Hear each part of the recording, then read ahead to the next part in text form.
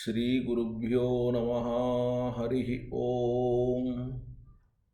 ಅಸ್ಪೃಷ್ಟದೋಷಗಂಧಾಯ ಕಲ್ಯಾಣಗುಣಸಿಂಧವೇ ನಮೋ ನಮೋ ಭಕ್ತಮುಕ್ತಿ ದಾಯಿನೇ ಶೇಷಶಾಯಿನೇ ಶಮಯನ್ ಭವಸಂತಾಪಂ ರಮಯನ್ ಸಾಧು ಚಾತಕಾನ್ ಕೃಷ್ಣಮೇಘಕೃಪಾದೃಷ್ಟಿ ವೃಷ್ಟ್ಯಾ ಪುಷ್ಣಾತು ಮಾಮಪಿ ಬುದ್ಧಿರ್ಬಲಂ ಯಶೋಧೈರ್ಯಂ ನಿರ್ಭಯತ್ವಂ ಅರೋಗತ ಅಜಾಡ್ಯಂ ವಾಕ್ಪಟುತ್ವಂಚ ಹನುಮತ್ಸ್ಮರಣಾತ್ ಭವೇತ್. ಅಭ್ರಮಂ ಭಂಗರಹಿತಂ ಅಜಡಂ ವಿಮಲಂ ಸದಾ ಆನಂದತೀರ್ಥಮತುಲಂ ಭಜೆ ತಾಪತ್ರಯಾಪಹಂ. ಯಸ್ಯ ವಾಕ್ ಕಾಮಧೇನುರ್ನಃ ಕಾಮಿತಾರ್ಥಾನ್ ಪ್ರಯಚ್ಛತಿ ಸೇವೇತಂ ಜಯಯೋಗೀಂದ್ರಂ ಕಾಮಬಾಣಚ್ಛಿದಂ ಸದಾ. ಪ್ರಣಮತ್ ಕಾಮಧೇನುಂಚ ಭಜತ್ ಸುರತರೂಪಮಂ ಶ್ರೀಭಾವಬೋಧಕೃತ್ಪಾದ ಚಿಂತಾಮಣಿಮುಪಾಸ್ಮಹೇ. ಅರ್ಥಿಕಲ್ಪಿತಕಲ್ಪೋऽಯಂ ಪ್ರತ್ಯರ್ಥಿಗಜಕೇಸರಿ ವ್ಯಾಸತೀರ್ಥಗುರುರ್ಭೂಯಾತ್ ಅಸ್ಮದಿಷ್ಟಾರ್ಥಸಿದ್ಧಯೇ. ಕಾಮಧೇನು ಯಥಾ ಪೂರ್ವಂ ಸರ್ವಾಭೀಷ್ಟಫಲಪ್ರದಾ ತಥಾ ಕಲೌ ವಾದಿರಾಜ ಶ್ರೀಪಾದೋ ಅಭೀಷ್ಟದಃ ಸತಾಂ. ಪೂಜ್ಯಾಯ ರಾಘವೇಂದ್ರಾಯ ಸತ್ಯಧರ್ಮರತಾಯ ಚ ಭಜತಾಂ ಕಲ್ಪವೃಕ್ಷಾಯ ನಮತಾಂ ಕಾಮಧೇನವೇ.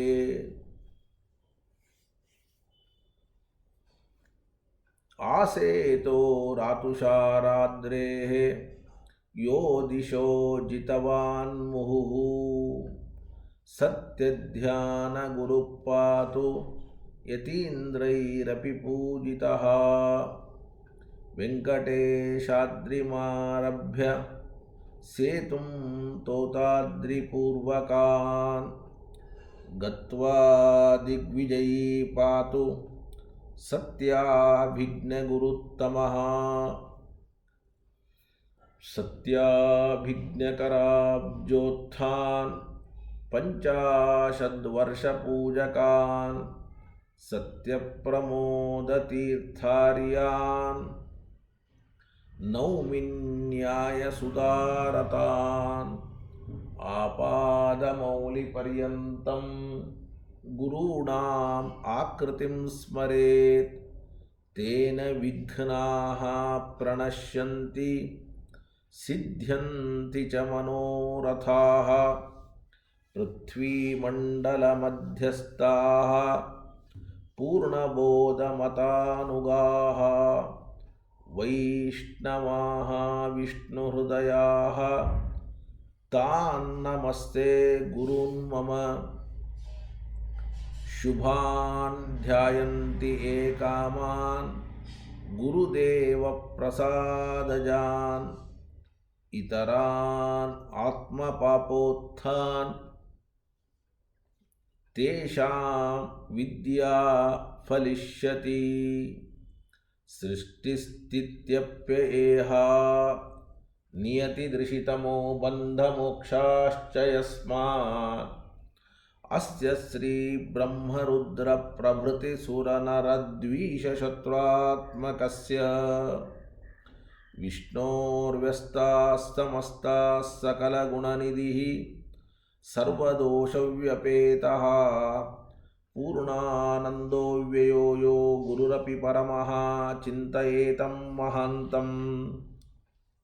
ಜನ್ಮಾದ್ಯಸ್ಯ ಯತೋನ್ಮಯಾದಿತರತಃ ಚ ಅರ್ಥೇಷ್ವವಿಘ್ನಸ್ವರಾಟ್ ತೇನೇ ಬ್ರಹ್ಮಹೃದಾಯ ಆದಿಕವಯೇ ಮುಹ್ಯಂತಿ ಯಂ ಸೂರಯಃ ತೇಜೋ ವಾರಿಮೃದಾಂ ಯಥಾ ವಿನಿಮಯೋ ಯತ್ರ ತ್ರಿಸರ್ಗೋ ಮೃಷಾ ಧಾಮ್ನಾ ಸ್ವೇನ ಸದಾ ನಿರಸ್ತಕುಹಕಂ ಸತ್ಯಂ ಪರಂ ಧೀಮಹಿ. ಶ್ರೀ ಗುರುಭ್ಯೋ ನಮಃ. ಹರಿ ಓಂ ಹರಿ ಓಂ ಹರಿ ಓಂ. ಶ್ರೀಮದ್ಭಾಗವತದ ಏಕಾದಶ ಸ್ಕಂದದ 2ನೇ ಅಧ್ಯಾಯ. 2ನೇ ಅಧ್ಯಾಯದಲ್ಲಿ 45, 46, 47ನೇ ಶ್ಲೋಕದ ತಾತ್ಪರ್ಯವನ್ನು ತಿಳಿಯುವ ಪ್ರಯತ್ನವನ್ನು ಮಾಡ್ತಾ ಇದ್ದೇವೆ. ನಿಮಿರಾಜನಿಗೆ ಹರಿ ಅಂತ ಜಾಯಂತೆಯರಲ್ಲಿ ಒಬ್ಬರಾದಂತಹ ಹರಿ ಎನ್ನುವ ಮುನಿಗಳು ಉಪದೇಶವನ್ನು ಮಾಡ್ತಾ ಇದ್ದಾರೆ. ಭಗವದ್ಭಕ್ತರಲ್ಲಿ ಉತ್ತಮ, ಮಧ್ಯಮ, ಅಧಮ ಅಂತ 3 ತರಹದವರು ಇರ್ತಾರೆ. ಈ ಒಂದು ವಿಷಯವನ್ನು ತಿಳಿಸ್ತಕ್ಕಂತಹ ಪ್ರಸಂಗ. ಜ್ಞಾನಿ, ಅಜ್ಞಾನಿ, ದ್ವೇಷಿ ಅಂತ 3 ವರ್ಗದ ಜನ.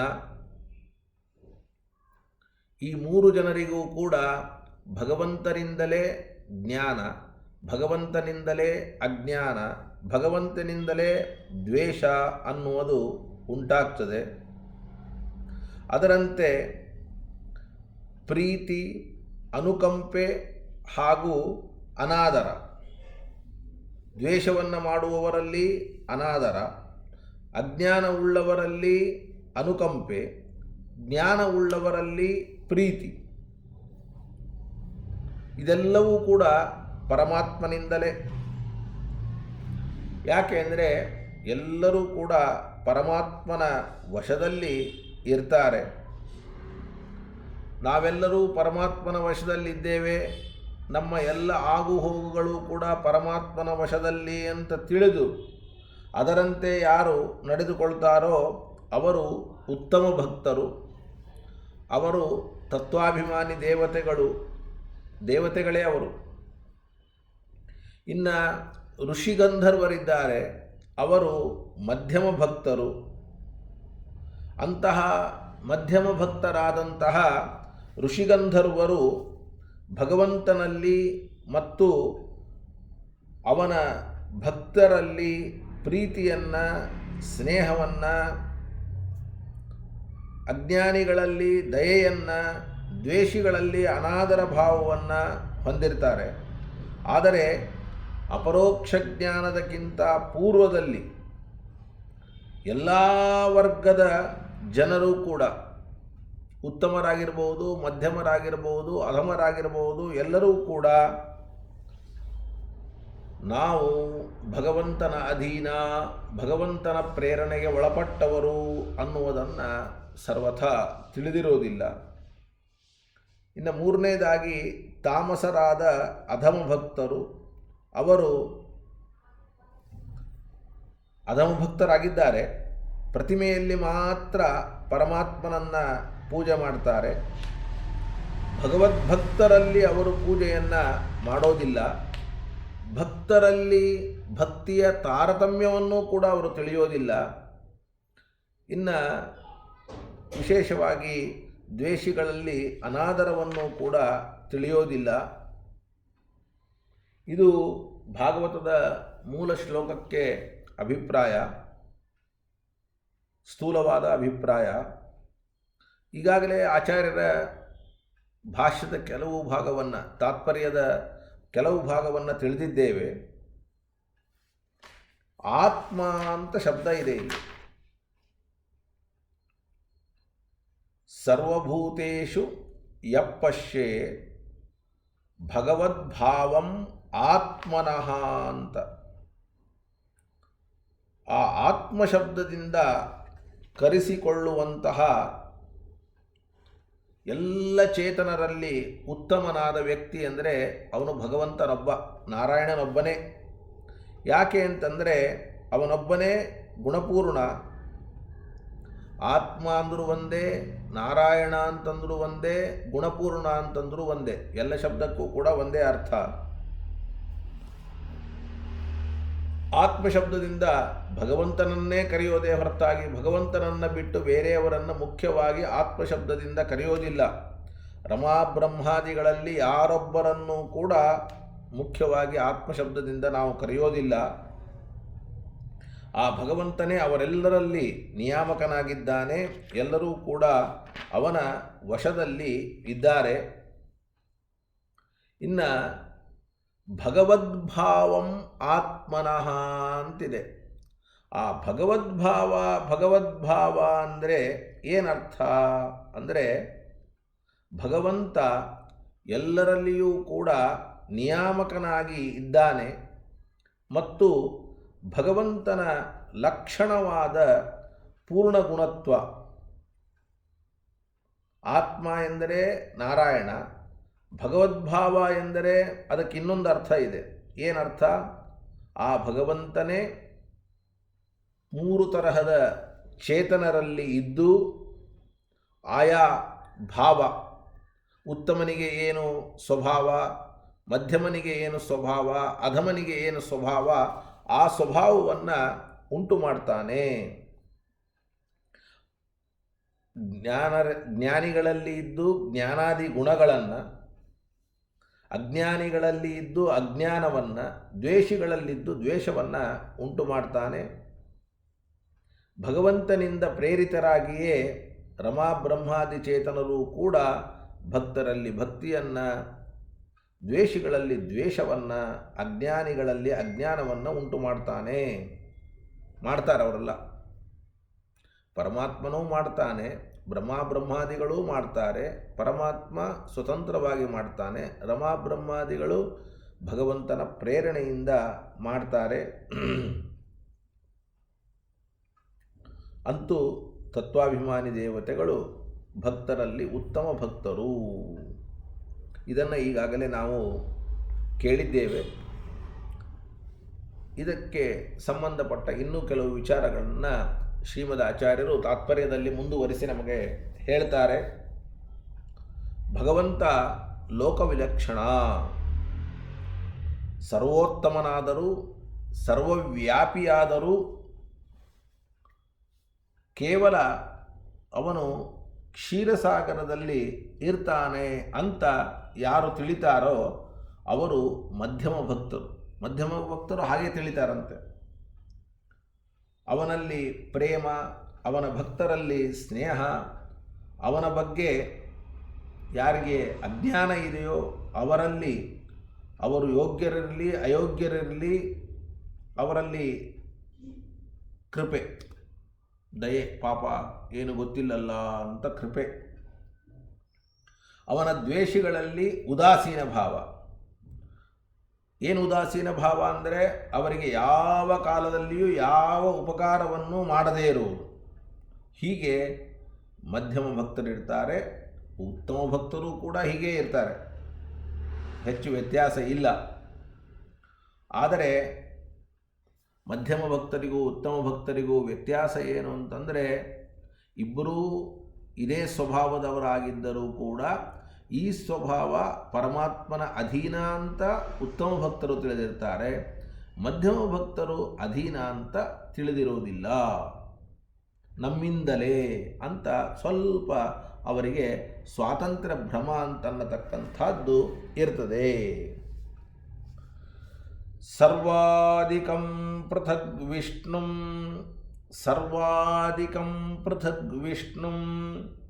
ಕ್ಷೀರಸಾಗರವಾಸಿನಂ ಜ್ಞಾತ್ವಾ ತತ್ರ ಪ್ರೇಮಯುಕ್ತಃ ತದ್ಭಕ್ತೇಷು ಚ ಮೈತ್ರಯುಕ.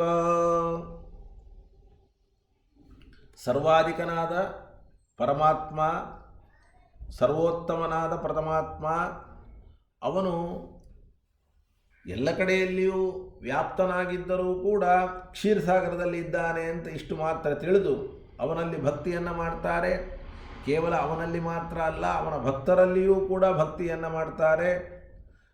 ಅವನ ಭಕ್ತರಲ್ಲಿ ತಾರತಮ್ಯವನ್ನು ತಿಳಿಯದೆ ಸಮಾನವಾಗಿ ಪ್ರೀತಿಯನ್ನು ಮಾಡ್ತಾರೆ. ಅದರಂತೆ ಅಜ್ಞಾನಿಗಳಲ್ಲಿ ಕೃಪೆಯನ್ನು ಮಾಡ್ತಾರೆ, ದ್ವೇಷಿಗಳಲ್ಲಿ ಉದಾಸೀನ ಭಾವವನ್ನು ಮಾಡ್ತಾರೆ. ಕೃಪಾವಾಂಶ್ಚ ತದಗ್ನೇಷು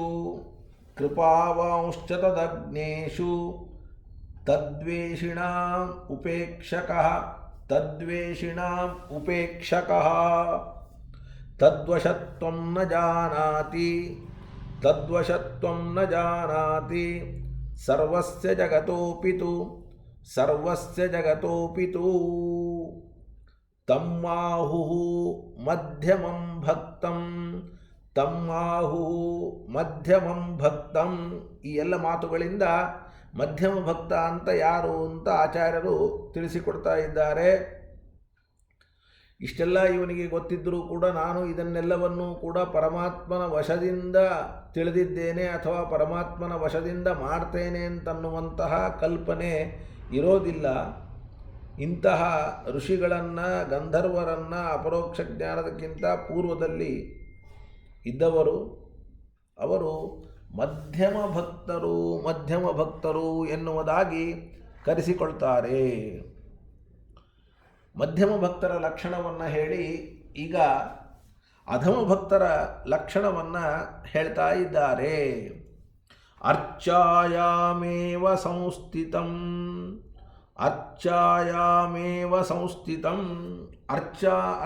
ಅರ್ಚನೆ ಅಂದರೆ ಪೂಜೆ. ಅರ್ಚ ಅಂದರೆ ದೇವರ ಪ್ರತಿಮೆಗೆ ಅರ್ಚ ಎನ್ನುವುದಾಗಿ ಸಂಸ್ಕೃತದಲ್ಲಿ ಕರೀತಾರೆ. ಅಧಮ ಭಕ್ತರು ಪರಮಾತ್ಮ ಕೇವಲ ಪ್ರತಿಮೆಯಲ್ಲಿ ಇದ್ದಾನೆ ಅಂತ ಅಷ್ಟೇ ತಿಳಿತಾರೆ. ಪ್ರತಿಮೆಯಲ್ಲಿ ಮಾತ್ರ ಇದ್ದಾನೆ, ಬ್ರಾಹ್ಮಣರಲ್ಲಿದ್ದಾನೆ, ಅಗ್ನಿಯಲ್ಲಿದ್ದಾನೆ, ಗೋವಿನಲ್ಲಿದ್ದಾನೆ ಪರಮಾತ್ಮ ಅಂತ ಅವರು ತಿಳಿಯೋದಿಲ್ಲ. ಭಗವಂತ ಸರ್ವತ್ರ ವ್ಯಾಪ್ತ, ಅಣುರೇಣು ತೃಣಕಾಷ್ಟ ಪರಿಪೂರ್ಣ.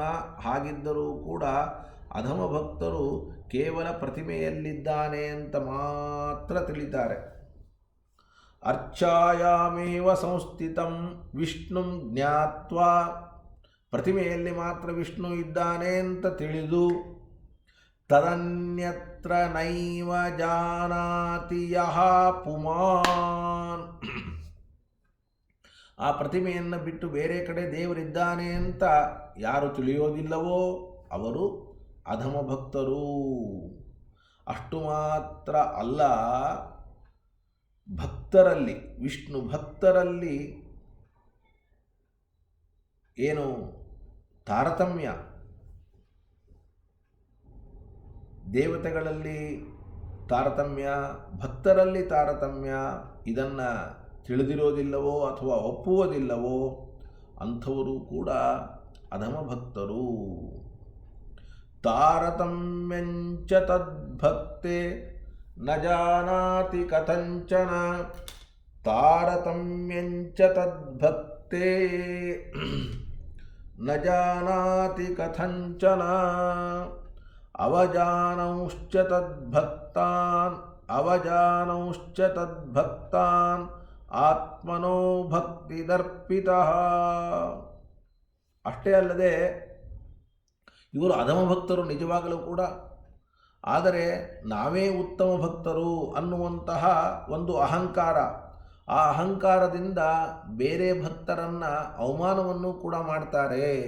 ಇವರು ಅಧಮ ಭಕ್ತರು.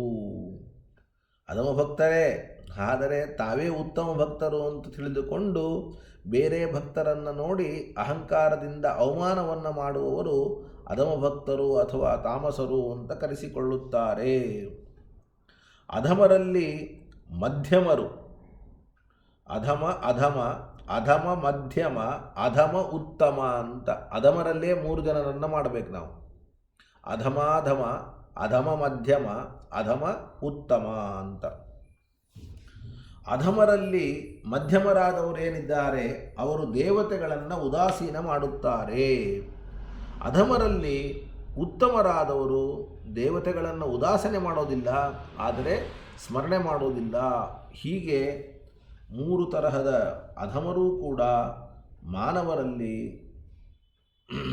ಸ್ವಲ್ಪ ಉತ್ತಮ, ದೇವತೆಗಳಕ್ಕಿಂತ ಕಡಿಮೆ.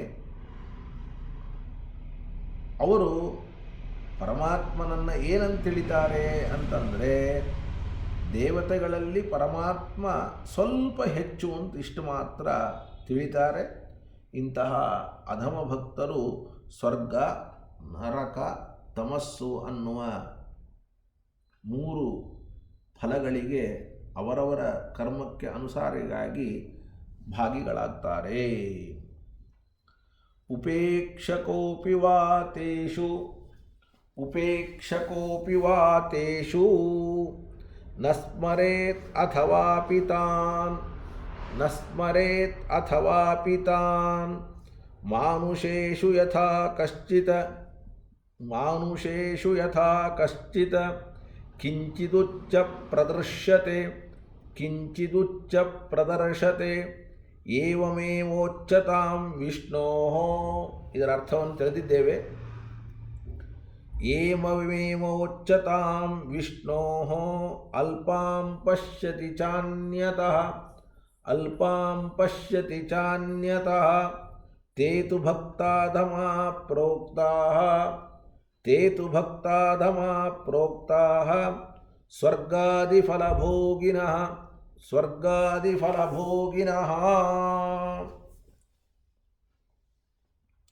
ಇದಾದ ಮೇಲೆ ದೇವತೆಗಳಲ್ಲಿ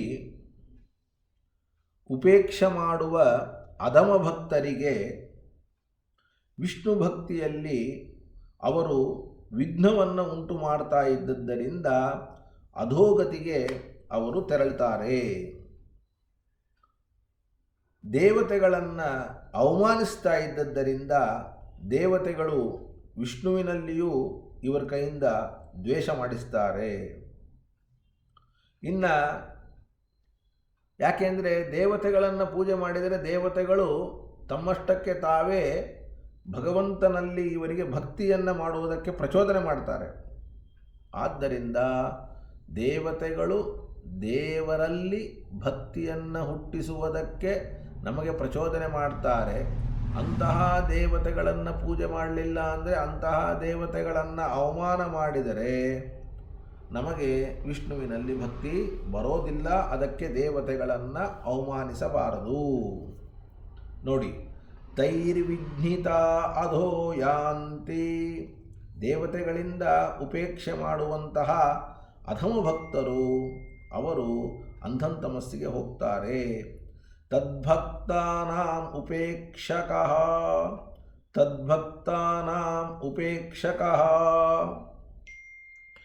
ಕುರ್ಯುಃ ವಿಷ್ಣಾವಪಿ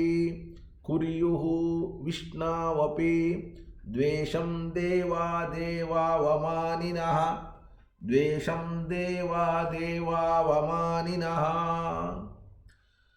ಪೂಜಿತಾ ವಿಷ್ಣುಭಕ್ತಿಂಚ ನ ಅವಜ್ಞೇಯಾ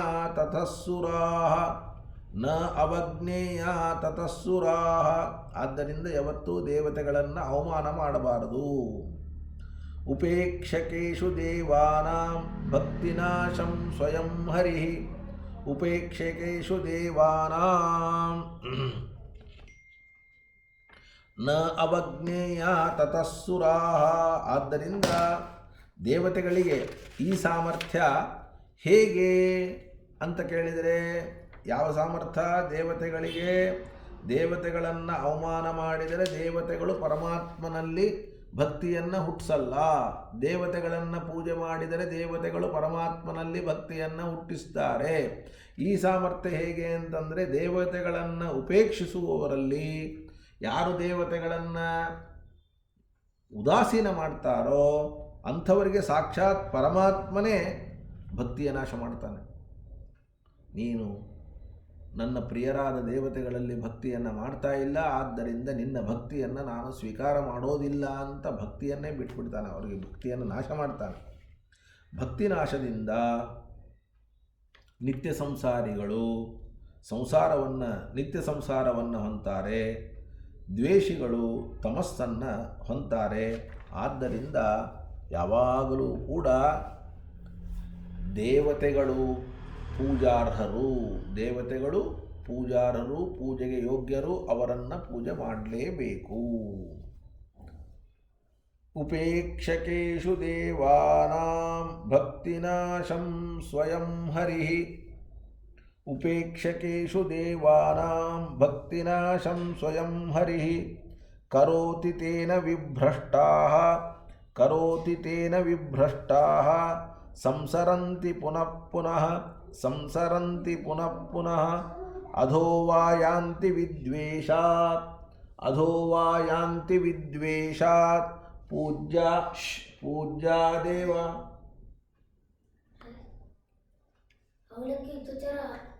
ಸ್ವಲ್ಪ ಪೂಜ್ಯ ದೇವ ತತಃಸದಾ. ಸ್ವಲ್ಪ ಜಲ್ದಿ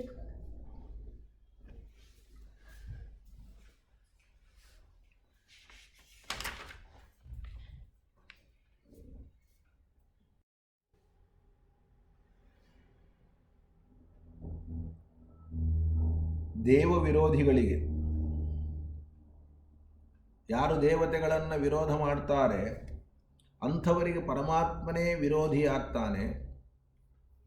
ದೇವತೆಗಳಿಗೆ ಯಾರು ಅನುಕೂಲರಾಗಿರ್ತಾರೆ ಅಂಥವರಿಗೆ ಪರಮಾತ್ಮ ಅನುಕೂಲನಾಗ್ತಾನೆ. ಯಾಕೆ ಅಂತಂದರೆ ಹರಿಭಕ್ತಿಯಿಂದ ಪೂರ್ಣರಾದವರು ದೇವತೆಗಳು. ಅಂತಹ ದೇವತೆಗಳಿಗೂ ಪರಮಾತ್ಮನಿಗೂ ಏಕಾಭಿಪ್ರಾಯ ಇರ್ತದೆ. ಭಕ್ತನಿಗೂ ಸ್ವಾಮಿಗೂ ಏಕಾಭಿಪ್ರಾಯ. ಭಕ್ತರು ದೇವತೆಗಳು, ಸ್ವಾಮಿ ಪರಮಾತ್ಮ ಇವರಿಬ್ಬರಲ್ಲಿ ವಿರೋಧ ಇರೋದಿಲ್ಲ, ವೈಮನಸ್ಸೇ ಇರೋದಿಲ್ಲ, ಏಕಾಭಿಪ್ರಾಯ ಇರ್ತದೆ. ಆದ್ದರಿಂದ ದೇವತೆಗಳನ್ನು ಉಪೇಕ್ಷಿಸಿದರೆ ನರಕ. ದೇವತೆಗಳನ್ನು ಉಪೇಕ್ಷಿಸಿದಾಗಲೇ ನರಕ ಆಗುವಾಗ ಇನ್ನು ಭಗವಂತನನ್ನು ಉಪೇಕ್ಷೆ ಮಾಡಿದರೆ ನರಕ ಆಗ್ತದೆ ಅಂತ ಪ್ರತ್ಯೇಕವಾಗಿ ಏನು ಹೇಳಬೇಕು? ಕೈಮುತ್ಯನ್ಯಾಯ ಸಿದ್ಧ. ಯಸ್ತಾನ್ ದ್ವೇಷ್ಟಿ ಸತಂ ದ್ವೇಷ್ಟಿ, ಯಸ್ತಾನ್ ದ್ವೇಷ್ಟಿ ಸತಂ ದ್ವೇಷ್ಟಿ, ಯಸ್ತಾನನು ಸಚಾನುತಂ, ಯಸ್ತಾನನು ಸಚಾನುತಂ. ಐಕಾತ್ಮ್ಯಮಾಗತಂ ವಿದ್ಧಿ, ಐಕಾತ್ಮ್ಯಮಾಗತಂ ವಿದ್ಧಿ. ದೇವೈಃ ತದ್ಭಕ್ತಿಪೂರಿತೈಃ, ದೇವೈಃ ತದ್ಭಕ್ತಿಪೂರಿತೈಃ. ಯಾರು ದೇವತೆಗಳನ್ನು ದ್ವೇಷ ಮಾಡ್ತಾರೋ ಅವರು ನನ್ನನ್ನು ದ್ವೇಷ ಮಾಡಿದಂತೆ. ಯಾರು ನನ್ನನ್ನು ದ್ವೇಷ ಮಾಡ್ತಾರೆ ಅವರು ದೇವತೆಗಳನ್ನು ದ್ವೇಷ ಮಾಡಿದಂತೆ. ಯಾರು ದೇವತೆಗಳಿಗೆ ಅನುಕೂಲರಾಗಿರ್ತಾರೋ ಅವರು ನನಗೆ ಅನುಕೂಲರಾಗಿರ್ತಾರೆ. ಯಾರು ನನಗೆ ಅನುಕೂಲರಾಗಿರ್ತಾರೋ ಅವರು ದೇವತೆಗಳಿಗೆ ಅನುಕೂಲರಾಗಿರ್ತಾರೆ. ಇದು ಪರಮಾತ್ಮನ ಮಾತು. ನಮಗೂ ದೇವತೆಗಳಿಗೂ ಕೂಡ ಒಂದೇ ತರಹದ ಸಂಬಂಧ. ಉಪೇಕ್ಷಕಸ್ತು ದೇವಾನಾಂ ಯದೈವ ನಿರಯೋಪಗಃ. ದೇವತೆಗಳನ್ನೇ ಉಪೇಕ್ಷೆ ಮಾಡಿದರೆ ನಿರಯ, ನಿರಯ ಅಂದರೆ ನರಕ ಅಂತ ಅರ್ಥ. ತದಾತು ಕಿಮು ವಕ್ತವ್ಯಂ ಉಪೇಕ್ಷಾಯಾಂ ಜನಾರ್ದನೇ. ದೇವತೆಗಳನ್ನು ಉಪೇಕ್ಷೆ ಮಾಡಿದಾಗ ನರಕ ಆಗ್ತಾ ಇರುವಾಗ ಇನ್ನು ಸಾಕ್ಷಾತ್ ಪರಮಾತ್ಮನನ್ನೇ ಉಪೇಕ್ಷೆ ಮಾಡಿದರೆ ನರಕ ಆಗ್ತದೆ ಅಂತ ಪ್ರತ್ಯೇಕವಾಗಿ ಹೇಳಬೇಕಾಗಿಲ್ಲ. ವಿಷ್ಣೋರುಪೇಕ್ಷಕಂ ಸರ್ವೇ ವಿದ್ವಿಷಂತ್ಯಧಿಕಂ ಸುರಾಹ. ಯಾರು ದೇವರನ್ನು ಪರಮಾತ್ಮನ ವಿಶೇಷವಾಗಿ ದ್ವೇಷ ಮಾಡ್ತಾರೋ ಅಂಥವರನ್ನು, ಪರಮಾತ್ಮನನ್ನು ಯಾರು ಉಪೇಕ್ಷೆ ಮಾಡ್ತಾರೋ ಅಂಥವರನ್ನು ದೇವತೆಗಳು ವಿಶೇಷವಾಗಿ ದ್ವೇಷ ಮಾಡ್ತಾರೆ. ಅಷ್ಟೇ ಅಲ್ಲ, ಪತತ್ಯವಶ್ಯಂ ತಮಸಿ ಹರಿಣಾ ತೈಶ್ಚ ಪಾತಿತಾಃ. ಭಗವಂತ ಮಾತ್ರ ಅವರಿಗೆ ತಮಸ್ಸಿಗೆ ಕಳಿಸೋದಿಲ್ಲ, ದೇವತೆಗಳು ಅವನನ್ನು ತಮಸ್ಸಿಗೆ ಕಳಿಸುವಂತೆ ಮಾಡ್ತಾರೆ. ಅಂಥವನು ಅವಶ್ಯವಾಗಿ ತಮಸ್ಸಿಗೆ ಹೋಗ್ತಾನೆ. ಮಧ್ಯಮ ಭಕ್ತರು ಏನು ಮಾಡ್ತಾರೆ ಅಂದರೆ ನಿಯಮೇನ ಸ್ವರ್ಗವನ್ನು ಹೊಂತಾರವರು, ನರಕವನ್ನು ಸರ್ವಥಾ ಹೊಂದುವುದಿಲ್ಲ ಮಧ್ಯಮ ಭಕ್ತರು. ಅಧಮ ಭಕ್ತರಲ್ಲಿಯೇ ಅಧಮ ಭಕ್ತರು ತಮಸ್ಸಿಗೆ ಹೋಗ್ತಾರೆ, ಮಧ್ಯಮ ಭಕ್ತರು ನರಕಕ್ಕೆ ಹೋಗ್ತಾರೆ. ಅಧಮರಲ್ಲಿ ಮಧ್ಯಮ ಅಧಮರು. ಆದರೆ ಮಧ್ಯಮ ಭಕ್ತರೇನಿದ್ದಾರೆ ಅವರು ಸ್ವರ್ಗಕ್ಕೆ ಹೋಗ್ತಾರೆ, ಯಾವ ಕಾರಣಕ್ಕೂ ನರಕಕ್ಕೆ ಹೋಗುವುದಿಲ್ಲ. ಇನ್ನು ಕೆಲವರು ಮನುಷ್ಯರಾಗಿಯೂ ಕೂಡ ಹುಟ್ಟಬಹುದು. ಭುಂಕ್ತೆ ಸ್ವರ್ಗಫಲಂ ನಿತ್ಯಂ, ಭುಂಕ್ತೆ ಸ್ವರ್ಗಫಲಂ ನಿತ್ಯಂ, ನಿರಯಂ ನೈವ ಗಚ್ಚತಿ, ನಿರಯಂ ನೈವ ಗಚ್ಚತಿ. ವಿಷ್ಣೋಸ್ತು ಮಧ್ಯಮೋ ಭಕ್ತೋ, ವಿಷ್ಣೋಸ್ತು ಮಧ್ಯಮೋ ಭಕ್ತೋ, ಜಾಯತೆ ಮಾನುಷೇಷು ಚ, ಜಾಯತೆ ಮಾನುಷೇಷು ಚ. ಅಸ್ಮರನ್ ದೇವತಾಯಸ್ತು, ಅಸ್ಮರನ್ ದೇವತಾಯಸ್ತು, ಭಜತೆ ಪುರುಷೋತ್ತಮಂ, ಭಜತೆ ಪುರುಷೋತ್ತಮಂ. ಯೋಗ್ಯಃ ಸಂಸ್ಮರತೆ ದೇವಾನ್, ಯೋಗ್ಯಃ ಸಂಸ್ಮರತೆ ದೇವಾನ್, ಅಯೋಗ್ಯೋ ದ್ವೇಷ್ಟಿ ಕೇಶವಂ, ಅಯೋಗ್ಯೋ ದ್ವೇಷ್ಟಿ ಕೇಶವಂ. ದೇವತೆಗಳನ್ನು ಸ್ಮರಣೆ ಮಾಡದೆ ಕೇವಲ ಪ್ರತಿಮೆಗಳಲ್ಲಿ ಪರಮಾತ್ಮನ ಪೂಜೆ ಮಾಡುವ ಅಧಮ ಭಕ್ತನು ಅಕಸ್ಮಾತ್ ಮುಕ್ತಿಯೋಗ್ಯನಾಗಿದ್ದರೆ, ಮುಕ್ತಿಯೋಗ್ಯನಾಗಿಲ್ಲ ಅಂದರೆ ಬೇರೆ ವಿಷಯ, ಮುಕ್ತಿಯೋಗ್ಯನಾಗಿದ್ದರೆ ಅವನು ಕ್ರಮವಾಗಿ ಗುರುಗಳ ಉಪದೇಶದಿಂದ ಇವತ್ತಲ್ಲ ನಾಳೆ ದೇವತೆಗಳನ್ನು ಸ್ಮರಣೆ ಮಾಡ್ತಾನೆ, ದೇವರನ್ನು ಸ್ಮರಣೆ ಮಾಡ್ತಾನೆ, ಮೋಕ್ಷಭಾಗಿ ಆಗ್ತಾನೆ. ಅಕಸ್ಮಾತ್ ಮುಕ್ತಿ ಯೋಗ್ಯನಾಗಿದ್ದಿಲ್ಲ ಅಂದರೆ ಪರಮಾತ್ಮನ ದ್ವೇಷವನ್ನು ಮಾಡ್ತಾನೆ, ದೇವತೆಗಳ ದ್ವೇಷವನ್ನು ಮಾಡ್ತಾನೆ, ತಮಸ್ಸಿಗೆ ಭಾಗಿಯಾಗ್ತಾನೆ. ಅಸ್ಮರನ್ ದೇವತಾಯಸ್ತು ಭಜತೆ ಪುರುಷೋತ್ತಮಂ, ಯೋಗ್ಯ ಸಂಸ್ಮರತೆ ದೇವಾನ್, ಅಯೋಗ್ಯೋ ದ್ವೇಷ್ಟಿ ಕೇಶವಂ. ಈಗ ಅಧಮರದು ಮತ್ತು ಮಧ್ಯಮರದು ಏನು ಫಲ ಅಂತ ಹೇಳಿ ಆಯಿತು. ಕೊನೆಯಲ್ಲಿ ಉತ್ತಮರದನ್ನು ಹೇಳ್ತಾ ಇದ್ದಾರೆ. ಏನು? ಯಸ್ತು ಉತ್ತಮಃ ಭಾಗವತಃ, ಯಸ್ತು ಉತ್ತಮಃ ಭಾಗವತಃ ಸಮುಕ್ತಿಂ ಪರಮಾಂ ವೃಜೇತ್, ಸಮುಕ್ತಿಂ ಪರಮಾಂ ವೃಜೇತ್. ಆ ಉತ್ತಮನಾದ ಭಾಗವತ ಮುಕ್ತಿಯನ್ನು ಪಡಿತಾನೆ. ವಿಷ್ಣುನಾ ಸರ್ವದೇವೈಶ್ಚ ಮೋದತೆ ಸಹ ನಿತ್ಯದ, ವಿಷ್ಣುನಾ ಸರ್ವದೇವೈಶ್ಚ ಮೋದತೆ ಸಹ ನಿತ್ಯದ. ಉತ್ತಮ ಭಕ್ತರು ಸಾಯುಜ್ಯ ಎನ್ನುವಂತಹ ಪರಮ ಮುಕ್ತಿಯನ್ನು ಹೊಂದುತ್ತಾರೆ. ಪರಮಾತ್ಮನ ಜೊತೆಗೆ ಎಲ್ಲ ದೇವತೆಗಳ ಜೊತೆಗೆ ಯಾವಾಗಲೂ ಕೂಡ ಸುಖದಿಂದ ಇರ್ತಾರೆ ಅಂತ ಆಚಾರ್ಯರು ಹರಿವಂಶದ ಮಾತನ್ನು ಪ್ರಮಾಣವನ್ನಾಗಿ ಕೊಟ್ಟು ಉತ್ತಮ, ಮಧ್ಯಮ, ಅಧಮ ಅನ್ನುವಂತಹ ಭಕ್ತರ ಲಕ್ಷಣವನ್ನು ನಮಗೆ ತಿಳಿಸಿಕೊಟ್ಟಿದ್ದಾರೆ. ಒಟ್ಟಾರೆ ಆಚಾರ್ಯರ ಅಭಿಪ್ರಾಯ ಏನು ಅಂತಂದರೆ, ತತ್ವಾಭಿಮಾನಿ ದೇವತೆಗಳು ಇವರು ಭಕ್ತಿಯೋಗದಿಂದ ಯಾವಾಗಲೂ ಪರಮಾತ್ಮನಲ್ಲಿ ಭಕ್ತಿಯನ್ನು ಮಾಡುವವರು, ಅತ್ಯುತ್ತಮ ಭಕ್ತಿಯನ್ನು ಮಾಡುವವರು, ಅನಾದಿ ಕಾಲದಿಂದ ಯೋಗಿಗಳು.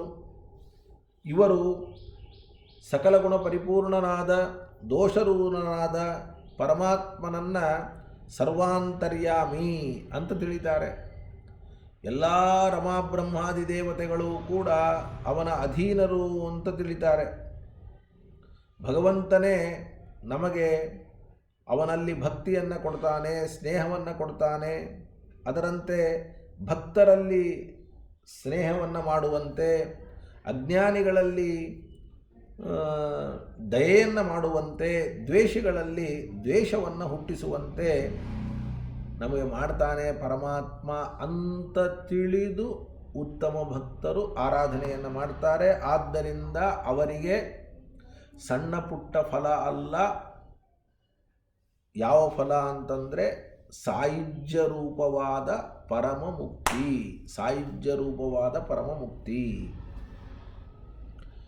ಇದು ತತ್ವಾಭಿಮಾನಿ ದೇವತೆಗಳ ಬಗ್ಗೆ ತಿಳಿದ್ವಿ. ಇನ್ನು ಋಷಿಗಂಧರ್ವಾದಿಗಳು ಇವರು ಮಧ್ಯಮ ಭಕ್ತರು. ಮಧ್ಯಮ ರೀತಿಯಲ್ಲೇ ಭಕ್ತಿ ಮಾಡ್ತಾರೆ. ಅಂದರೆ ಮಧ್ಯಮ ರೀತಿಯಲ್ಲಿ ಭಕ್ತಿ ಮಾಡೋದು ಅನ್ನೋ ಶಬ್ದಕ್ಕೇನರ್ಥ ಅಂದರೆ, ಮೊದಲು ಇವರಿಗೆ ಜ್ಞಾನಿಗಳ ಉಪದೇಶ ಸಿಗದೇ ಇದ್ದಂಥ ಸಂದರ್ಭದಲ್ಲಿ ಪರಮಾತ್ಮ ಸ್ವರ್ಗವನ್ನು ಮಾತ್ರ ನಮಗೆ ಫಲವಾಗಿ ಕೊಡ್ತಾನೆ ಅಂತ ತಿಳಿದು ಆರಾಧನೆ ಮಾಡ್ತಾರೆ. ದೇವತೆಗಳಲ್ಲಿ ವಿಶೇಷವಾಗಿ ತಾರತಮ್ಯವನ್ನು ತಿಳಿಯೋದಿಲ್ಲ. ಒಬ್ಬ ರಾಜ ಈ ಒಂದು ರಾಜ್ಯವನ್ನು ಹೇಗೆ ಆಳಬೇಕೋ ಹಾಗೆ ಪರಮಾತ್ಮ ಎಲ್ಲರನ್ನ ಆಳ್ತಾನೆ. ದೇವತೆಗಳು ಅವನಿಗೆ ಬಹಳ ಹತ್ತಿರದವರು. ಮನುಷ್ಯರು ಪ್ರಜೆಗಳು, ದೈತ್ಯರು ಶತ್ರುಗಳು. ಮನುಷ್ಯರು ಪ್ರಜೆಗಳಿದ್ದಂತೆ, ದೈತ್ಯರು ಶತ್ರುಗಳಿದ್ದಂತೆ.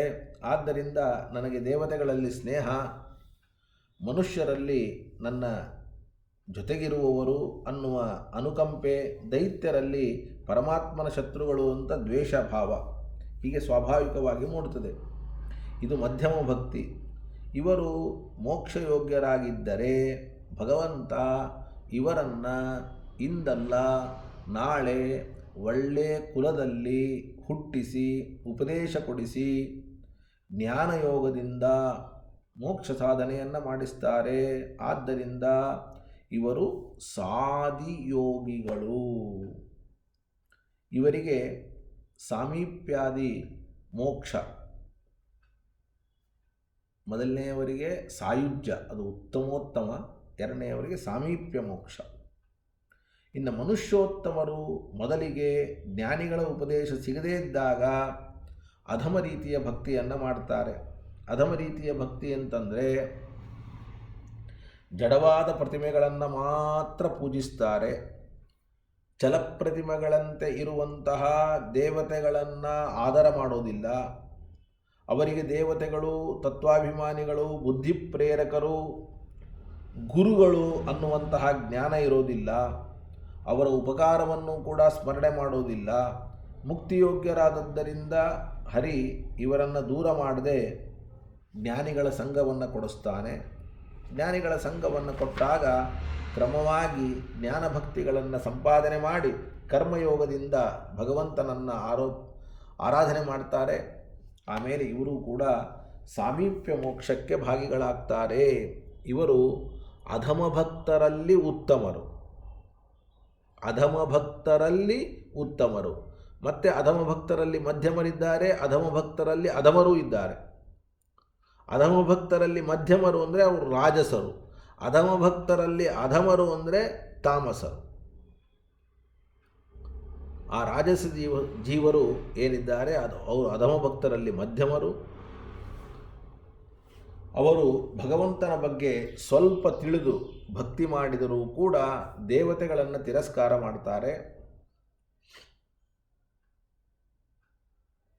ನನಗೆ ಎಲ್ಲ ಗೊತ್ತು, ನನಗೆ ಇವರ ಉಪದೇಶ ಬೇಡ ಅಂತ ದೇವತೆಗಳನ್ನು ಉಪೇಕ್ಷೆ ಮಾಡ್ತಾನೆ. ಇದರ ಫಲವಾಗಿ ಪರಮಾತ್ಮ ದೇವತೆಗಳ ಮೂಲಕ ತನ್ನ ಮೇಲೆ ಇರುವ ಸ್ವಲ್ಪ ಭಕ್ತಿಯನ್ನು ಕೂಡ ನಾಶಪಡಿಸಿ ತನ್ನಲ್ಲಿ ಇನ್ನೂ ಹೆಚ್ಚು ಉದಾಸೀನತೆ ಬರುವಂತೆ ಮಾಡ್ತಾನೆ. ಇನ್ನು ತಾಮಸ ಜೀವರು ಅಧಮ ಭಕ್ತರಲ್ಲಿ ಅಧಮರು. ಸಜ್ಜನರ ಸಂಪರ್ಕದಿಂದ ಮೊದಲಿಗೆ ಪರಮಾತ್ಮನಲ್ಲಿ ಸ್ವಲ್ಪ ಭಕ್ತಿ ಮಾಡ್ತಾರೆ, ಆದರೆ ದೇವತೆಗಳನ್ನು ದ್ವೇಷ ಮಾಡ್ತಾರೆ. ನಾವೇ ಹೆಚ್ಚು ಭಕ್ತರು ಅಂತ ಅಹಂಕಾರ ಪಡ್ತಾರೆ. ಆ ದೇವತೆಗಳನ್ನು ಅವಮಾನ ಮಾಡ್ತಾರೆ. ಪರಮಾತ್ಮ ದೇವತೆಗಳ ಮೂಲಕ ಇವರ ಆ ಅಲ್ಪಭಕ್ತಿಯನ್ನು ನಾಶ ಮಾಡಿಸಿ ದ್ವೇಷ ಉಂಟು ಮಾಡಿಸಿ ತಮಸ್ಸಿಗೆ ಅವರನ್ನು ಕಳಿಸ್ತಾನೆ. ಇದು ಆಚಾರ್ಯರು ಕೊಡುವಂತಹ ಅಭಿಪ್ರಾಯ. ಇದಾದ ಮೇಲೆ 48ನೇ ಶ್ಲೋಕ ಜಾಯಂತ್ಯೋಪಾಖ್ಯಾನದಲ್ಲೇ ಬರೋದು. ಹರಿ ಎನ್ನುವಂತಹ ಮಹಾಮುನಿ ನಿಮಿರಾಜನಿಗೆ ವಿಷಯಗಳ ಸೇವನೆ, ಆ ವಿಷಯಗಳ ಸೇವನೆ ಅದರಲ್ಲಿ ಪ್ರವೃತ್ತಿ ಯಾವ ರೀತಿಯಾಗಿರ್ತದೆ ಅಂತ ಹೇಳ್ತಾನೆ. ಗೃಹೀತ್ವಾಪಿ ಇಂದ್ರಿಯೈಃ ಅರ್ಥಾನ್, ಗೃಹೀತ್ವಾಪಿ ಇಂದ್ರಿಯೈಃ ಅರ್ಥಾನ್ ಯೋ ನ ದ್ವೇಷ್ಟಿ ನ ಹೃಷ್ಯತಿ, ಯೋ ನ ದ್ವೇಷ್ಟಿ ನ ಹೃಷ್ಯತಿ ವಿಷ್ಣೋರ್ಮಾಯಾಂ ಇಮಾಂ ಪಶ್ಯನ್ ವಿಷ್ಣೋರ್ಮಾಯಾಂ ಇಮಾಂ ಪಶ್ಯನ್ ಸ ವೈ ಭಾಗವತೋತ್ತಮಃ ಸ ವೈ ಭಾಗವತೋತ್ತಮಃ. ನೋಡಿ, ಈ 48ನೆಯ ಮೂಲ ಭಾಗವತ ಶ್ಲೋಕಕ್ಕೆ ಏನು ಅರ್ಥ ಅಂತಂದರೆ, ಈ ಎಲ್ಲ ಜಗತ್ತು ಕೂಡ ಪರಮಾತ್ಮನ ಇಚ್ಛೆಯ ಅಧೀನ ಅಂತ ತಿಳಿಬೇಕು. ಭಗವಂತನ ಇಚ್ಛೆಯ ಅಧೀನ ಅಂತ ತಿಳಿದು ಇಂದ್ರಿಯಗಳಿಂದ ವಿಷಯಾನುಭವವನ್ನು ಮಾಡುವಾಗ ವಿಷಯಗಳಲ್ಲಿ ವಿಹಿತ ಯಾವುದು, ನಿಷಿದ್ಧ ಯಾವುದು, ಯೋಗ್ಯ ಯಾವುದು, ಅಯೋಗ್ಯ ಯಾವುದು ಅನ್ನುವ ವಿವೇಕವನ್ನು ಮರಿಬಾರದು. ವಿಷಯಗಳನ್ನು ಅನುಭವಿಸುವುದು ಎಷ್ಟು ಮುಖ್ಯವೋ ಅದರಲ್ಲಿ ವಿಹಿತ ಯಾವುದು, ನಿಷಿದ್ಧ ಯಾವುದು, ಯೋಗ್ಯ ಯಾವುದು, ಅಯೋಗ್ಯ ಯಾವುದು ಅನ್ನೋದು ತಿಳಿಯೋದು ಕೂಡ ಅಷ್ಟೇ ಮಹತ್ವದ್ದು. ವಿಷಯ ಭೋಗ ಮಾಡುವಾಗ ಮೈ ಮರಿಬಾರದು, ಮನಸ್ಸಿಗೆ ನಮ್ಮನ್ನು ಕೊಡಬಾರದು, ಹಿಡಿತ ಇಟ್ಕೋಬೇಕು. ಇದು ನಿಷಿದ್ಧ ಅಂದರೆ ಅದನ್ನು ಬಿಡಬೇಕು. ಏಕಾದಶಿ ಅಂತಂದರೆ ಯಾವ ವಿಷಯಗಳ ಭೋಗವನ್ನೂ ಮಾಡಬಾರದು. ಈ ಪಾಠ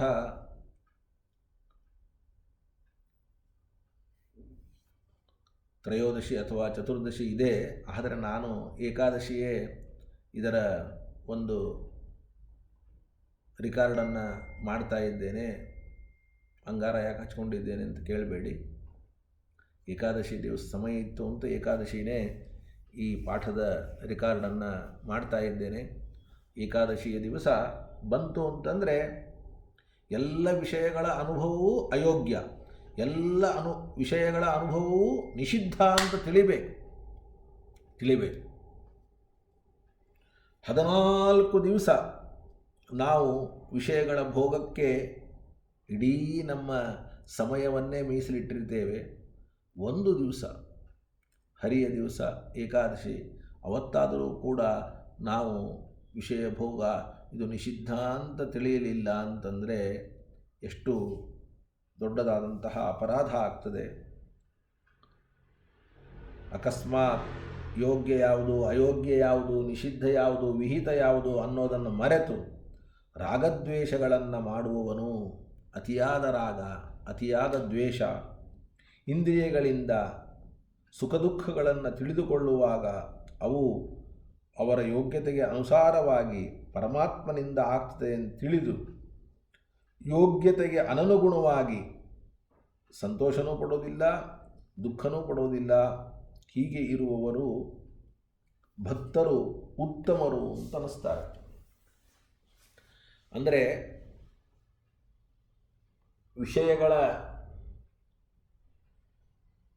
ವಿಷಯಗಳೇ ನಮಗೆ ಸುಖವನ್ನು ಕೊಡುವವಲ್ಲ, ವಿಷಯಗಳಿಂದ ಪರಮಾತ್ಮ ನಮಗೆ ಸುಖವನ್ನು ಕೊಡ್ತಾನೆ ಅಂತ ತಿಳಿದು ಆ ವಿಷಯಗಳಿಗೆ ಹೆಚ್ಚು ಬಾಗದೇನೆ ನಿರ್ಲಿಪ್ತರಾಗಿ ಯಾರಿರ್ತಾರೆ ಅಂತಹ ವ್ಯಕ್ತಿಗಳು ಉತ್ತಮ ಭಕ್ತರು ಅನ್ನುವುದಾಗಿ ತಿಳಿಯಬೇಕು.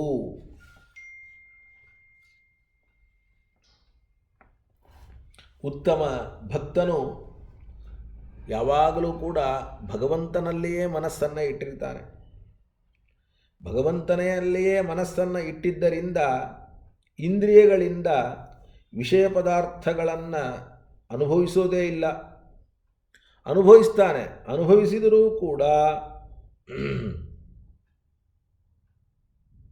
ಅವನಿಗೆ ಅದರಿಂದ ವಿಶೇಷವಾದಂತಹ ಆನಂದ ಅಂತನ್ನುವುದು ಆಗುವುದಿಲ್ಲ. ಯಾಕೆ ಅಂದರೆ ದೇವರಿಂದಲೇ ಅವನು ವಿಶೇಷವಾಗಿ ಆನಂದವನ್ನು ಪಡ್ತಾ ಇರ್ತಾನೆ. ಈ ಶ್ಲೋಕದಲ್ಲಿ ವಿಷ್ಣೋ ಮಾಯಾಂ ಇಮಂ ಪಶ್ಯನ್ ಅಂತಿದೆ. ವಿಷ್ಣೋ ಮಾಯಾಂ ಅನ್ನೋ ಶಬ್ದಕ್ಕೆ ಏನರ್ಥ ಅನ್ನುವಂತಹ ಪ್ರಶ್ನೆ ಬಂದರೆ, ಕೆಲವರು ವಿಷ್ಣುವಿನ ಮಾಯೆ ಅಂದರೆ ಇದು ಮಾಯಾದಿಂದ ಕಲ್ಪಿತ ಅಂತನ್ನುವುದಾಗಿ ಅರ್ಥವನ್ನು ಮಾಡ್ತಾರೆ. ಅದಕ್ಕೆ ನಾವು ಏನು ಅರ್ಥವನ್ನು ತಿಳಿದುಕೊಳ್ಬೇಕು ಅಂತನ್ನೋದನ್ನು ಇಲ್ಲಿ ಬರಿತಾ ಇದ್ದಾರೆ. ವಿಷ್ಣೋರ್ಮಾಯಾಂ ವಿಷ್ಣುಚ್ಛಾಧೀನಾಂ ಈ ಜಗತ್ತಿನ ಎಲ್ಲ ವ್ಯವಹಾರವೂ ಕೂಡ ಪರಮಾತ್ಮನ ಇಚ್ಛಾಧೀನವಾದದ್ದರಿಂದ ಅದನ್ನು ಭಾಗವತ ವಿಷ್ಣು ಮಾಯೆ ಅಂತ ಕರೆದಿದೆ ಹೊರತಾಗಿ ಮಾಯಾದಿಂದ ಕಲ್ಪಿತ ಸುಳ್ಳು ಅನ್ನೋದಕ್ಕೆ ವಿಷ್ಣು ಮಾಯಾ ಅಂತ ಕರೆದಿಲ್ಲ. ವಿಷ್ಣೋಃ ಇಚ್ಛಾನುಸಾರಿ ಏತಜ್ಞಾತ್ವಾ ಯೋಗ್ಯಾತ್ಮ ಚಾಧಿಕಂ ವಿಷ್ಣೋರಿಚ್ಛಾನುಸಾರಿ ಏತಜ್ಞಾತ್ವಾ ಯೋಗ್ಯಾತ್ಮ ಚಾಧಿಕಂ. ಜಗತ್ತಿನ ಎಲ್ಲ ವ್ಯವಹಾರವೂ ಭಗವಂತನ ಇಚ್ಛಾನುಸಾರವಾಗಿಯೇ ನಡೀತದೆ. ಎಲ್ಲ ತೇನ ವಿನಾ ತೃಣಮಪಿ ನ ಚಲತಿ ನರುತೆ ತತ್ಕ್ರಿಯತೆ ಕಿಂಚನಾರೆ. ಈ ರೀತಿಯಾಗಿ ತಿಳಿದು ಯಾವ ವಸ್ತುವನ್ನು ಯಾವ ವ್ಯಕ್ತಿಯನ್ನು ಯೋಗ್ಯತಾನುಗುಣವಲ್ಲದೆ ಅದಕ್ಕಿಂತ ಹೆಚ್ಚಾಗಿ ಯಾರು ಪ್ರೀತಿಸುವುದಿಲ್ಲವೋ ಅಥವಾ ದ್ವೇಷಿಸುವುದಿಲ್ಲವೋ ಅವರೇ ಉತ್ತಮ ಭಗವದ್ಭಕ್ತರು.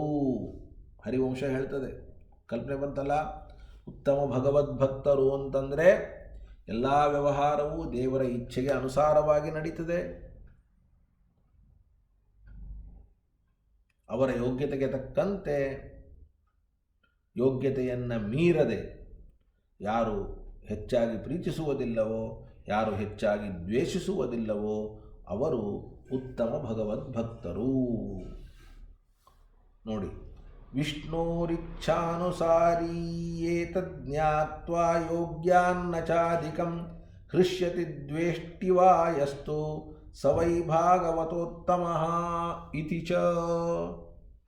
ಸತಾಂ ವೃದ್ಧಿಕರೋ ಧರ್ಮಃ ಅಸತಾಂ ಹ್ರಾಸಕಾರಕಃ ಅಯಂತು ನಿಶ್ಚಿತೋ ಧರ್ಮಃ ಖ್ಯಧರ್ಮ್ಯೋ ಅನ್ನೋ ವಿನಿಶ್ಚಿತಃ. ಬಹಳ ಚೆನ್ನಾಗಿದೆ ಈ ಶ್ಲೋಕ. ಈ ಪ್ರಮಾಣ ಆಚಾರ್ಯರು ಕೊಡ್ತಾ ಇರೋದು. ಸತಾಂ ವೃದ್ಧಿಕರೋ ಧರ್ಮಃ ಅಸತಾಂ ಹ್ರಾಸಕಾರಕಃ ಅಯಂತು ನಿಶ್ಚಿತೋ ಧರ್ಮೋ ಹಿ ಅಧರ್ಮೋ ಅನ್ಯೋ ವಿನಿಶ್ಚಿತಃ. ಸಜ್ಜನರಿಗೆ ಒಳ್ಳೆಯದಾಗುವಂತೆ ಮಾಡುವುದು, ದುರ್ಜನರಿಗೆ ಕೇಡಾಗುವಂತೆ ಮಾಡುವುದು ಯಾವುದಿದೆಯೋ ಅದೇ ಧರ್ಮ. ಯಾಕೆಂದರೆ ಇದು ಮುಖ್ಯವಾದ ಧರ್ಮ ಅನ್ನುವುದು ಇದಕ್ಕೆ ವ್ಯತಿರಿಕ್ತವಾದದ್ದು ಮುಖ್ಯ ಅಧರ್ಮ. ಇದು ಶಾಸ್ತ್ರದಲ್ಲಿ ಹೇಳಲ್ಪಟ್ಟಿದೆ. ಅದರಂತೆ ಸಜ್ಜನರಲ್ಲಿ ಸುಖವನ್ನು ದುರ್ಜನರಲ್ಲಿ ದುಃಖವನ್ನು ಕಂಡಾಗ ನಾವು ಹರ್ಷವನ್ನು ಪಡುವುದೇ ಧರ್ಮ. ಸಜ್ಜನರ ದುಃಖವನ್ನು ದುರ್ಜನರ ಸುಖವನ್ನು ಕಂಡಾಗ ಹರ್ಷ ಪಡುವುದೇ ಅಧರ್ಮ. ಹೀಗೆ ಎಲ್ಲ ಆಚಾರ ವಿಚಾರಗಳಲ್ಲಿಯೂ ಕೂಡ ಸಜ್ಜನರಿಗೆ ಹಿತಕರ ದುರ್ಜನರಿಗೆ ಅಹಿತಕರಗಳಾಗಿದ್ದರೆ ಧರ್ಮ ಅಂತ, ಇದಕ್ಕೆ ವಿಪರೀತವಾಗಿದ್ದರೆ ಅಧರ್ಮ ಅಂತ ಈ ರೀತಿಯಾಗಿ ಅರ್ಥ. ನೋಡಿ, ಆ ವಾಕ್ಯವನ್ನು ಓದ್ತಾ ಇದ್ದೇನೆ. ಹರ್ಷಃ ಸತ್ಸು ತಥಾ ಅಸತ್ಸು ಧರ್ಮೋ ಧರ್ಮ ವಿಪರ್ಯಯಃ. ಸಜ್ಜನರಲ್ಲಿ ಸಂತೋಷ, ದುರ್ಜನರಲ್ಲಿ ದುಃಖ, ಇದನ್ನು ಕಂಡ್ರೆ ಅದೇ ಧರ್ಮ. ಅದರಂತೆ ಸಜ್ಜನರಲ್ಲಿ ದುಃಖ, ಅಸಜ್ಜನರಲ್ಲಿ ಸುಖ, ಇದನ್ನು ಕಂಡ್ರೆ ಇದೇ ಅಧರ್ಮ. ತೇಷಾಂ ವೃದ್ಧೌ ತಥಾ ಹಾನೌ ಸರ್ವಂ ಜ್ಞೇಯಂ ಅಶೇಷತಃ ಏತದರ್ಥಂಚ ಧರ್ಮಾಣಾಂ ಮರ್ಯಾದಾ ವೈದಿಕಾದಿಕ ಮೂಲಧರ್ಮ ವಿರುದ್ಧಾತು ಸಾನಗ್ರಾಹ್ಯ ಕಥಂಚನ ಇತಿ. ವೇದಶಾಸ್ತ್ರಗಳಲ್ಲಿ ಅಶ್ವಮೇಧಾದಿಗಳನ್ನು ಧರ್ಮ ಅಂತ, ಬ್ರಹ್ಮಹತ್ಯಾದಿಗಳನ್ನು ಅಧರ್ಮ ಅಂತ ಹೇಳಿದ್ದಾರೆ. ಅದು ಯಾಗದಿಂದ ದೇವತೆಗಳಿಗೆ ಸಂತೋಷ, ಬ್ರಹ್ಮಹತ್ಯೆಯಿಂದ ಅಸುರರಿಗೆ ಸಂತೋಷ. ಆದ್ದರಿಂದ ಅವು ಧರ್ಮ ಮತ್ತು ಅಧರ್ಮ ಅಂತ ವ್ಯವಸ್ಥೆ ಮಾಡುವುದಕ್ಕಾಗಿಯೇ ಹೊರತು ಸಜ್ಜನರ ಸುಖ ದುರ್ಜನರ ದುಃಖಗಳಿಗೆ ಕಾರಣವಾಗುವಂತಹ ಮೂಲ ಧರ್ಮಕ್ಕೆ ಅವು ವಿರೋಧವಾಗ್ತಾ ಇದ್ದರೆ ಆ ಯಾಗಾದಿಗಳನ್ನು ಧರ್ಮ ಎಂತೆಂದು ಬ್ರಹ್ಮಹತ್ಯಾದಿಗಳನ್ನು ಅಧರ್ಮ ಎಂತೆಂದು ನಾವು ಒಪ್ಪೋದಿಲ್ಲ. ಭಾಳ ಅವಸರದಲ್ಲಿ ಹೇಳಿದೆ, ಸರಿಯಾಗಿ ತಿಳ್ಕೊಳ್ಳಿ. ಯಾವುದನ್ನು ಧರ್ಮ ಅಂತ ಹೇಳಬೇಕು, ಯಾವುದನ್ನು ಅಧರ್ಮ ಅಂತ ಹೇಳಬೇಕು ಅನ್ನುವಂತಹ ಪ್ರಶ್ನೆ ಬಂದರೆ, ದೇವತೆಗಳಿಗೆ ಯಾವುದರಿಂದ ಸಂತೋಷವಾಗ್ತದೆ ಅದನ್ನು ಧರ್ಮ ಹೇಳಬೇಕು, ದೈತ್ಯರಿಗೆ ಯಾವುದರಿಂದ ಸಂತೋಷ ಆಗ್ತದೆ ಅದನ್ನು ಅಧರ್ಮ ಅಂತ ಹೇಳಬೇಕು. ಉದಾಹರಣೆಗೆ ಅಶ್ವಮೇಧ ಯಾಗ ಇದು ದೇವತೆಗಳಿಗೆ ಸಂತೋಷವನ್ನು ತಂದುಕೊಡುತ್ತದೆ, ಆದ್ದರಿಂದ ಇದು ಧರ್ಮ. ಬ್ರಹ್ಮಹತ್ಯ ಇದು ಅಸುರರಿಗೆ ಸಂತೋಷವನ್ನು ಕೊಡ್ತದೆ, ಆದ್ದರಿಂದ ಅಧರ್ಮ ಅಂತ. ಅಕಸ್ಮಾತ್ ನಾವು ಮಾಡುವಂತಹ ಬ್ರಹ್ಮಹತ್ಯ ಇದು ಎಕ್ಸೆಪ್ಷನ್ ನಾ ಹೇಳ್ತಾ ಇರೋದು, ದೇವತೆಗಳಿಗೆ ಸಂತೋಷವನ್ನು ಕೊಡ್ತಾ ಇದ್ದರೆ ಬ್ರಹ್ಮಹತ್ಯೆಯೇ ಧರ್ಮ, ಬ್ರಹ್ಮಹತ್ಯೆಯೇ ಧರ್ಮ. ನಾವು ಮಾಡುವಂತಹ ಅಶ್ವಮೇಧ ಯಾಗ ಇದು ದೇವತೆಗಳಿಗೆ ಸಂತೋಷವನ್ನು ಕೊಡಲಿಲ್ಲ, ದೈತ್ಯರಿಗೆ ಸಂತೋಷವನ್ನು ಕೊಡ್ತಾ ಇದೆ ಅಂತಂದರೆ ಇದೇ ಅಧರ್ಮ. ಅಂತೂ ದೇವತೆಗಳಿಗೆ ಸಂತೋಷವನ್ನು ಕೊಡೋದು, ದೈತ್ಯರಿಗೆ ಸಂತೋಷವನ್ನು ಕೊಡೋದು, ದೈತ್ಯರಿಗೆ ಸಂತೋಷ ಕೊಟ್ಟರೆ ಅಧರ್ಮ, ದೇವತೆಗಳಿಗೆ ಸಂತೋಷ ಕೊಟ್ಟರೆ ಧರ್ಮ ಅನ್ನುವ ಅಭಿಪ್ರಾಯದಲ್ಲಿ ನಾವು ಧರ್ಮಾಧರ್ಮಗಳನ್ನು ನಿರ್ಧಾರ ಮಾಡಬೇಕೇ ಹೊರತಾಗಿ ಜನರಲ್ಲಾಗಿ ಯಜ್ಞಯಾಗಾದಿಗಳು ಧರ್ಮ, ಬ್ರಹ್ಮಹತ್ಯಾದಿಗಳು ಅಧರ್ಮ ಅಂತ ನಿರ್ಧಾರ ಮಾಡಿ ಇಟ್ಬಿಡೋ ಹಾಗಿಲ್ಲ. ಕಾಲ, ದೇಶ, ವ್ಯಕ್ತಿ ಇವುಗಳಿಗೆ ಸಂಬಂಧಪಟ್ಟಂತೆ ವ್ಯತ್ಯಾಸವೂ ಕೂಡ ಆಗಲಿಕ್ಕೆ ಅವಕಾಶ ಅಂತನ್ನತಕ್ಕಂಥದ್ದು ಇದೆ ಅನ್ನುವಂತಹ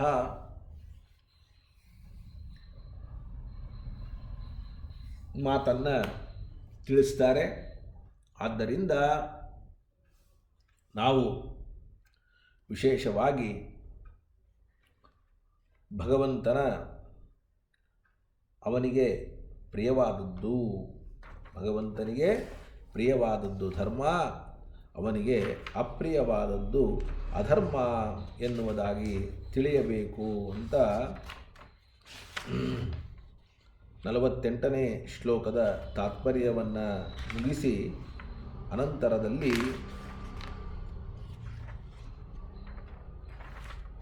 49ನೇ ಶ್ಲೋಕ, ಕೇವಲ ಶ್ಲೋಕವನ್ನು ಮಾತ್ರ ಓದೋಣ. ದೇಹೇಂದ್ರಿಯ ಪ್ರಾಣ ಮನೋಧಿಯಾಂ ವೋ, ದೇಹೇಂದ್ರಿಯ ಪ್ರಾಣ ಮನೋಧಿಯಾಂ ಯೋ ಜನ್ಮಾಪ್ಯಯಕೃದ್ಭಯ ತರ್ಷಕೃಚ್ಛ್ರೈಃ ಜನ್ಮ ಅಪ್ಯಯ ಕ್ಷುದ್ಭಯ ತರ್ಷಕೃಚ್ಛ್ರೈಃ ಸಂಸಾರಧರ್ಮೈ ಅವಿಮುಖ್ಯಮಾನಃ, ಸಂಸಾರಧರ್ಮೈ ಅವಿಮುಖ್ಯಮಾನಃ ಸ್ಮೃತ್ಯಾ ಹರೇರ್ಭಾಗವತ ಪ್ರಧಾನಃ, ಸ್ಮೃತ್ಯಾ ಹರೇರ್ಭಾಗವತ ಪ್ರಧಾನಃ. ನಿಮಿರಾಜನಿಗೆ ಹರಿ ಎನ್ನುವಂತಹ ಮುನಿಯು ಭಗವದ್ಭಕ್ತನು ಕಲ್ಲಾಗಿ ಇರಬೇಕು. ಈ ಕಠಿಣ ಭವತೊರೆಯೊಳಗೆ ದಾಸರ ಹಾಡಿದೆ, ಕಲ್ಲಾಗಿ ಇರಬೇಕು ಕಠಿಣ ಭವತೊರೆಯೊಳಗೆ ಅಂತ. ಹಾಗೆ ಕಲ್ಲಾಗಿ ಅಂದರೆ ಧೀರನಾಗಿರಬೇಕು, ಏನು ಬಂದರೂ ಎದುರಿಸಬೇಕು. ಸಮುದ್ರದ ಮಧ್ಯದಲ್ಲಿದ್ದ ಕಲ್ಲು, ಆ ಕಲ್ಲಿಗೆ ಎಷ್ಟೇ ಅಲೆಗಳು ಬಂದು ಬಡಿದರೂ ಕೂಡ ಕಲ್ಲು ಕಲ್ಲಾಗೇ ಇರ್ತದೆ. ಹಾಗೆ ನಾವು ಸಂಸಾರದಲ್ಲಿ ಯಾವ ತರಹದ ಅಲೆಗಳು ಬಂದು ಬಡಿದರೂ ಕೂಡ ನಾವು ಸಂಸಾರದಲ್ಲಿ ಕಲ್ಲಾಗಿರಬೇಕು ಅಂತನ್ನುವಂತಹ ಮಾತನ್ನು